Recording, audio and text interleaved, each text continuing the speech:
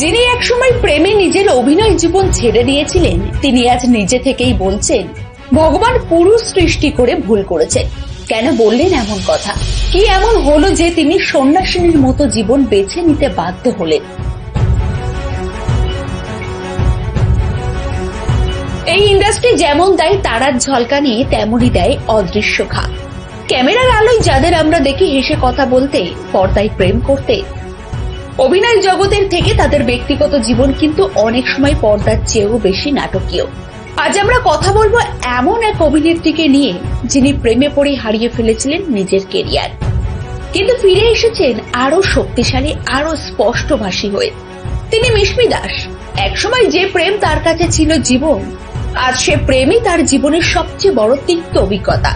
কি ঘটেছিল সেই প্রেমে, আর কেন তিনি বলছেন আমি কাউকে জীবনে ঢুকতে দিতেই চাই না?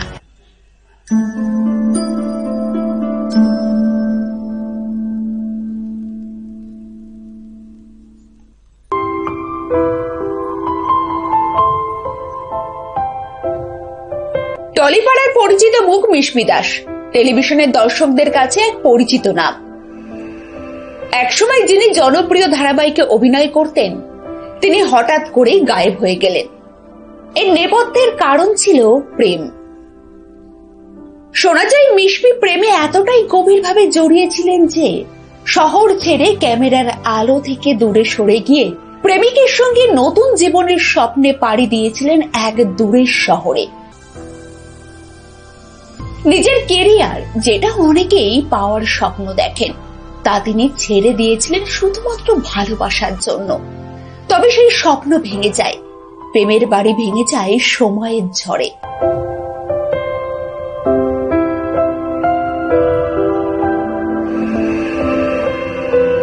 সম্প্রতি এক সাক্ষাৎকারে মিশমি বললেন একেবারে পরিষ্কারভাবে,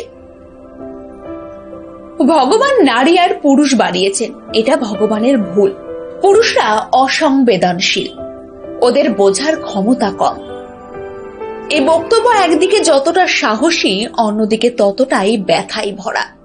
তিনি আরো বললেন, আমি 60 কিংবা 70 বছর বয়সে কাউকে পেতে পারি, কিন্তু এখন আমি কাউকে খুঁজছি না, হাল ছেড়ে দিয়েছি। মনে হয় সন্ন্যাসিনী হয়ে যাব।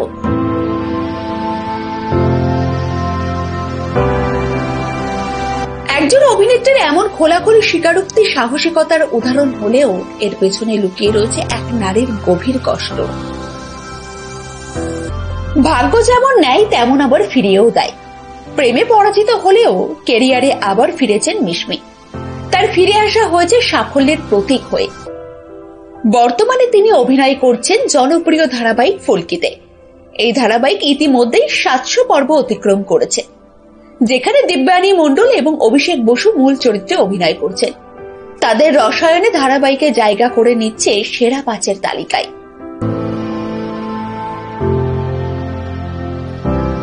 এখানে মিশমির চরিত্র অত্যন্ত গুরুত্বপূর্ণ এবং দর্শকদের অত্যন্ত প্রিয়।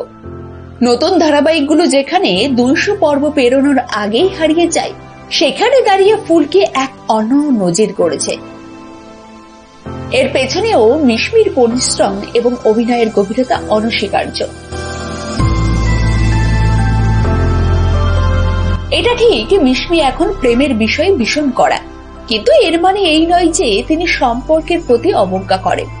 বরং তিনি অন্যদের ভালোবাসা দেখে আজও হাসি মুখে শুভেচ্ছা জানাতে ভোলেন না। সম্প্রতি তিনি গিয়েছিলেন অভিনেতা অভিষেক বসু অভিনেত্রী শালিনী মোদকের বিয়েতে।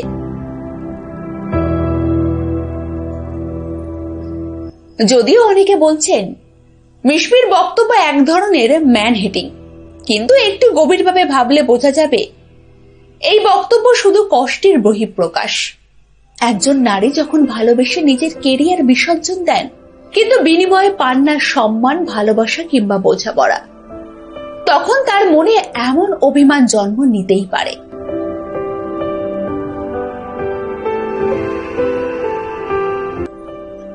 মিশমির ভাষায়, পুরুষদের বোঝার ক্ষমতা কম, আমি আর ঝুঁকি নিতে চাই না।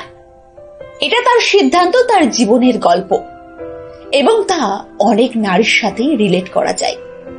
এই মুহূর্তে মিশমি যেমন সিঙ্গেল, তেমনই আত্মনির্ভর। এখন তিনি কাজকে ভালোবাসেন, নিজের পরিচয় গড়তে চান শুধুমাত্র নিজের পরিশ্রম আর প্রতিভার ভিত্তিতে।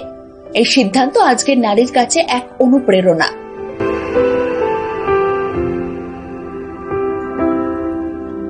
একজন অভিনেত্রীর ব্যক্তিগত জীবনে টানাপোড়েন যখন পেশাগত জীবনে প্রভাব ফেলে, তখন দর্শকরা শুধু গসিপ খোঁজে। কিন্তু আমরা যদি একটু থেমে তার অভিজ্ঞতা বুঝতে চেষ্টা করি, দেখব তার মধ্যেও লুকিয়ে আছে এক সাহসিনী, এক লড়াকু নারী।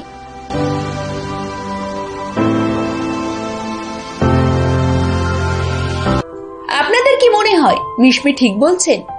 প্রেম কি আজকাল সত্যি ক্যারিয়ারের চেয়েও বিপজ্জনক হয়ে উঠেছে? কমেন্টে জানান আপনাদের মতামত। আর এমন আরো আপডেট পেতে সাবস্ক্রাইব করুন আমাদের চ্যানেলটিকে।